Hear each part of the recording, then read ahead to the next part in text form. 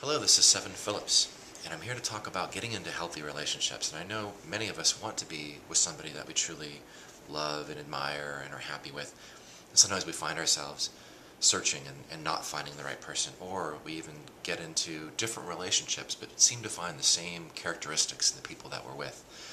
First of all, we really need to examine our own unhealthy relationship patterns, because sometimes we say, oh, we just didn't find the right person, but really, we ourselves have to examine why are we choosing these kind of people. So here are some common themes that I see. One of them is that we can mistake love for neediness or even physical attraction or the desire to be rescued. Sometimes we find ourselves continuing to get into relationships with unavailable people. You might find that you tend to choose people who treat you poorly, whether they're controlling or demeaning or critical. You also might find, like, when you're single, you have all these interests in outside friends, but when you get into a relationship, you kind of lose those along the way. You become enmeshed with one person. You might find that you know you're in an unhealthy relationship, yet you just can't seem to get out of it. Or you do get out of it, only to find yourself returning to that same person.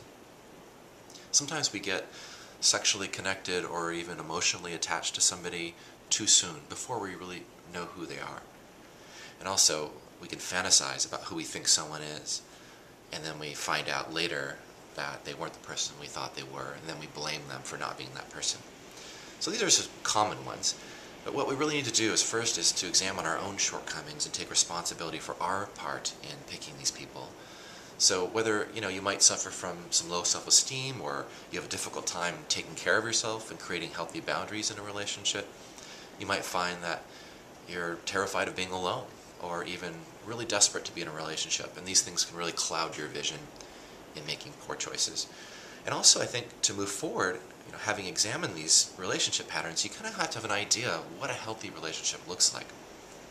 One that you can talk to somebody when things get difficult, that when you do talk about your feelings, that it's safe to do so. You might find that you feel like a team when you're under certain situations that are difficult, and that's always a good thing. Both people really should protect the relationship as far as the quality time you spend with one another. And what I really like is that when both people really encourage each other to be the best people they can be in their lives, whether it's in their career, their arts, or just anything that the person wants to be in their life, and just supporting one another in that kind of a way. You can make up your own list, but what's most important is you have an idea of what it looks like for you. I would love to hear any suggestions you have about relationship patterns that you've been in, or make any additions at all to the healthy ones that I've mentioned. I hope you're well. Take care.